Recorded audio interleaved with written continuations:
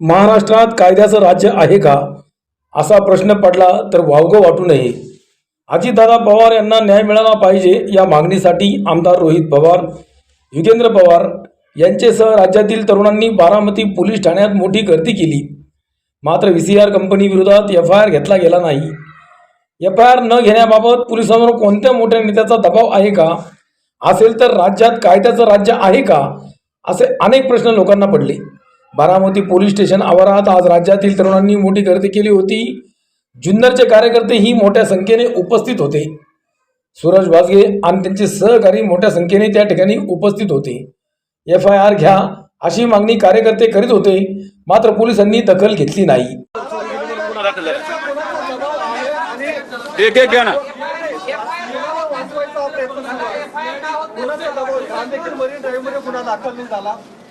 दाखल झाला. तुम्ही जसं म्हटलं की दबाव आहे आणि कुणाला तरी वाचवण्याचं.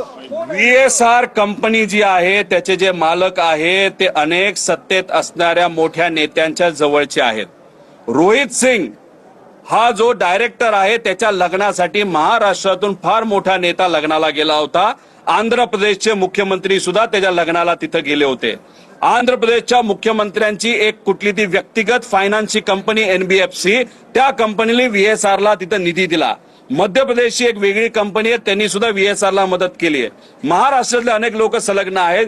VSR ला का वाचवण्याचा प्रयत्न होतो हे आम्हाला कळत आहे. दुसरं, दादांना म्हणजे ते लेअर जेट नावाचं विमान हे खराब होतं, हे तिथं DGC आता सांगते. मग हे खराब विमान हे अजितदादांना मुद्दामून दिलं गेलं का चुकून दिलं गेलं असाही प्रश्न आता आम्हाला त्या ठिकाणी पडायला लागलेला आहे. त्यामुळे ह्या सगळ्या गोष्टीकडे बघत असताना कुठंतरी कोणाचा तरी मोठ्या व्यक्तीचा हा हात आहे. आणि FIR हा ऍक्सिडेंटवर होतोय.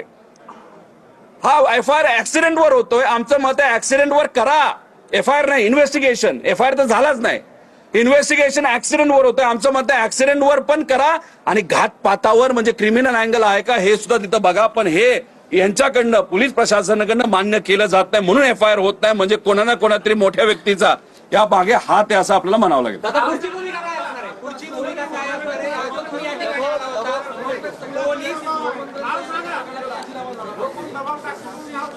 बघा, मला असं कळालेलं आहे की आपण FIR व्हावा हे जे आपलं स्टेटमेंट आहे ते माझं स्टेटमेंट आहे, युगेंद्रचं स्टेटमेंट आहे, इथं असलेल्या प्रत्येक पदाधिकाऱ्याचं स्टेटमेंट आहे, लोकांचं स्टेटमेंट आहे. लोकांनी सह्या केल्यात. पण फक्त कदाचित एक बातमी कुठेतरी लागली की याच्या माध्यमातून आम्ही होम मिनिस्टर यांचा राजीनामा मागतोय. असं अजिबात नाही. याच्यातून आमचं एवढंच म्हणणं आहे, आम्हाला राजकारण करायचंच नाही. करायचं असलं असतं तर आम्ही करू शकलो असतो. या मागे सगळ्यांनी ज्या सह्या केलेल्या आहेत त्या सह्या कशासाठी आहेत तर आमच्या अजितदादांचा जो नाही तर घातपात त्या ठिकाणी झालाय, नाही तर ऍक्सिडेंट झालेला आहे. आमच्या काकांचा मृत्यू त्याच्यामध्ये त्या ठिकाणी झालेला आहे. आमचे लाडके दादा जे आम्हाला सोडून गेलेले आहेत त्यांच्याबद्दलचा FIR घेण्यात यावा या स्टेटमेंटवर या सर्व नागरिकांनी, त्यांच्या प्रेमी लोकांनी तिथं सह्या केलेल्या आहेत. आणि इथं बघा, इथं लोक स्वइच्छेने आलेत, सगळे वकील आलेत. वकील तिथं 2 तास आर्ग्यू करत होते की नाही तुम्हाला FIR घ्यावा लागेल.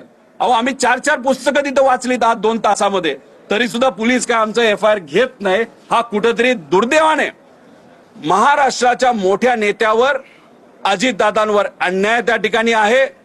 जर दादा इतके अनेक मोठ्या लोकांचे मित्र होते तर मग त्या मित्रांनी याच्यात लक्ष घालून FIR करायला काय हरकत आहे? मग एवढ्या मोठ्या नेत्याचा FIR होत नसेल तर उद्या जर आम्हाला कोणाला काय झालं तर आमच्याबद्दल काय होणार? उद्या जाऊन जर सामान्य लोकांना काय झालं तर सामान्य लोकांचं काय होणार?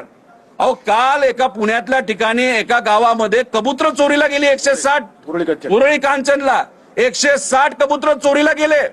त्याचा FIR झाला आणि दादांच्या बाबतीत FIR होऊ शकत नाही. अरे कसला न्याय? हा अधिकार आहे, सुप्रीम कोर्टाने दिलेला अधिकार आहे. हा आम्हाला तिथं BNSS ऍक्टली त्या ठिकाणी दिलेला अधिकार आहे. आणि मग हे होता सुद्धा जर FIR होत नसेल तर याच्या मागे काळं बेरं नाही का असा प्रश्न आपला निर्माण होणार नाही का? सर्वांना जय शिवराय. आपण आहोत बारामती पोलीस स्टेशनला. महाराष्ट्राचा एक युवा योद्धा आदरणीय रोहित दादा ज्या गोष्टीसाठी संघर्ष करतात लढतात आहे जस्टिस फॉर अजितदादांना न्याय मिळालाच पाहिजे.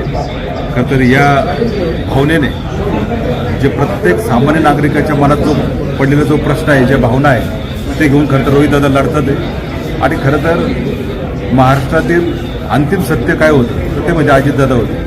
कष्टकऱ्यांचं, बहुजनांचं, महाराष्ट्राचं उज्ज्वल भविष्य खऱ्या अर्थानं अंतिम सत्य म्हणजे खरं तर अजितदादा होते. आणि ते जर सत्य पोचायचं जर कुणी जर काम केलं असेल तर मला वाटतं याच्यापेक्षा अजून कुठली दुर्दैवी घटना पाहिजे आणि मग आपण रस्त्यावर उतरायचं. आज खरं तर महाराष्ट्राने खरं तर पेट्रोल उठलं पाहिजे.